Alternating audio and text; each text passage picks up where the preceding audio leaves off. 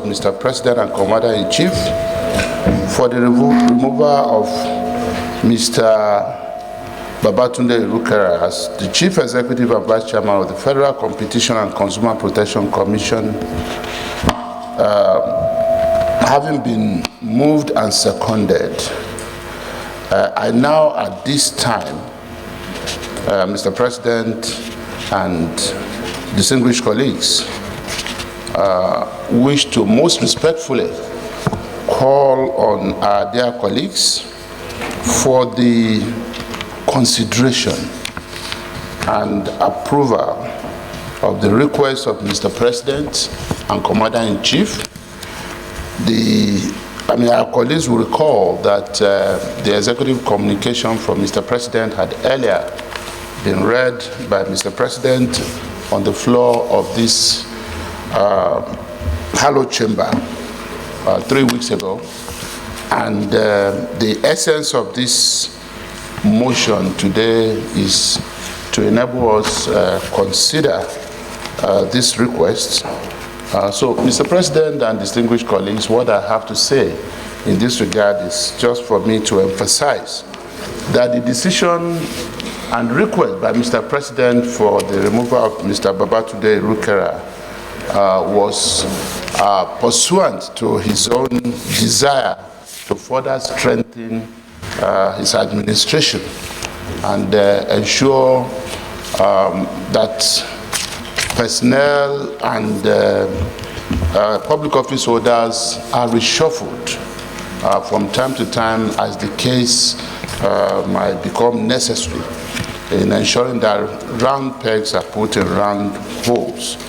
So, Mr. President, distinguished colleagues, once again, I just want to respectfully call on you to consider and approve the request of Mr. President, again, for the removal of Mr. Babatunde Irukera as the Chief Executive and Vice Chairman of the Federal Competition and Consumer Protection Commission.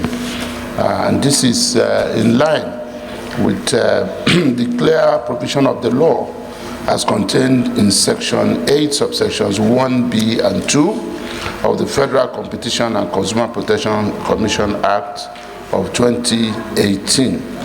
Mr. President, distinguished colleagues, I so submit. If you have the right to appoint, you should also have the right to fire. That's one.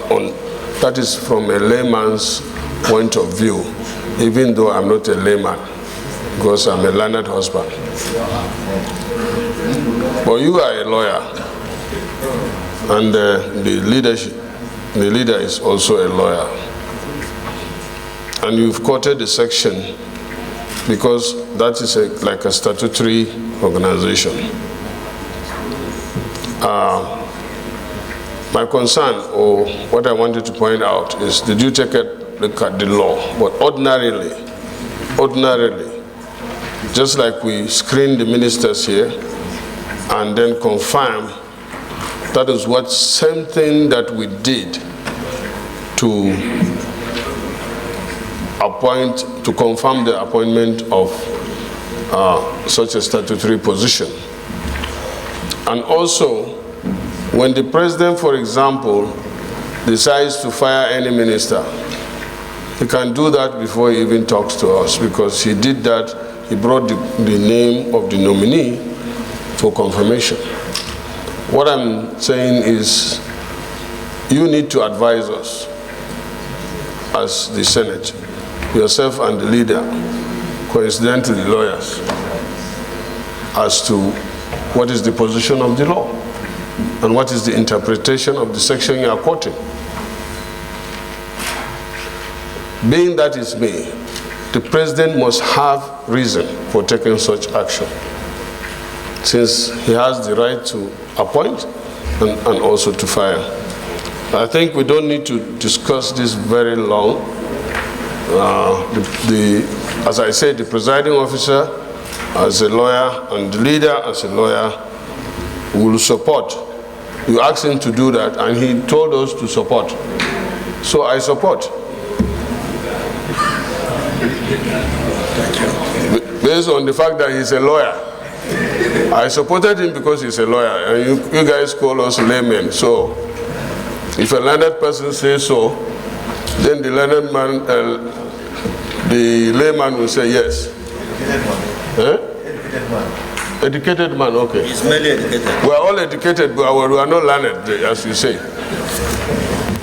We argue about, yes.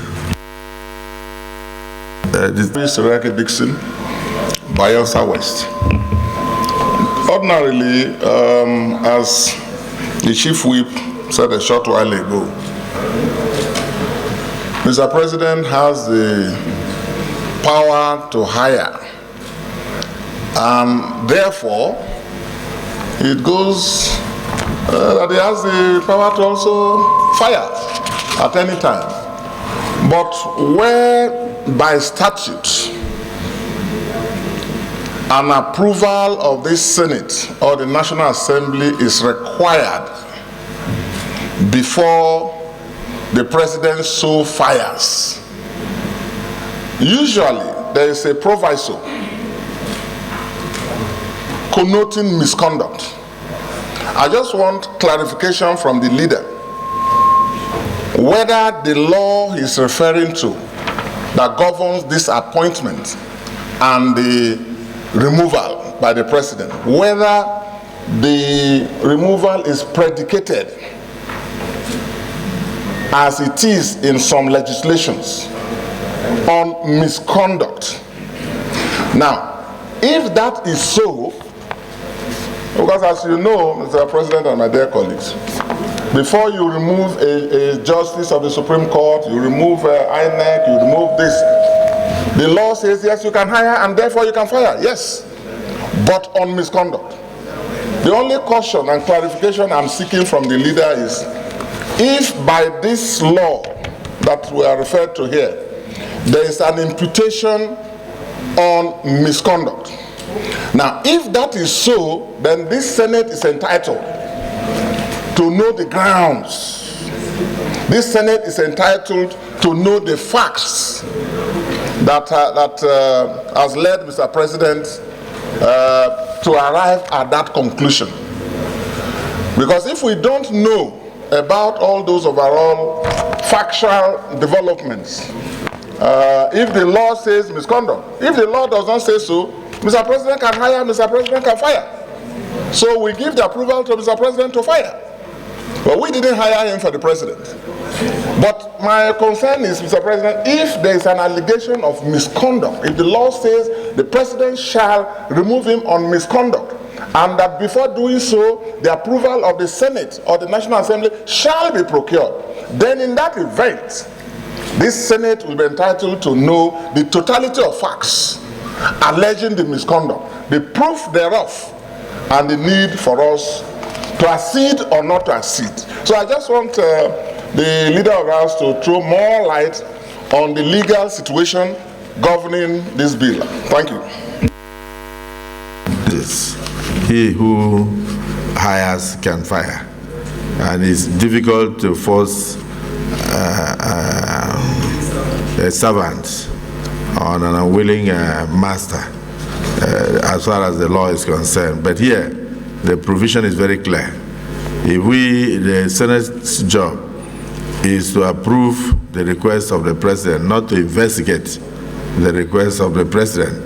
And luckily, the section of the law is very clear that the person could and can be removed from his inefficiency to perform his duties.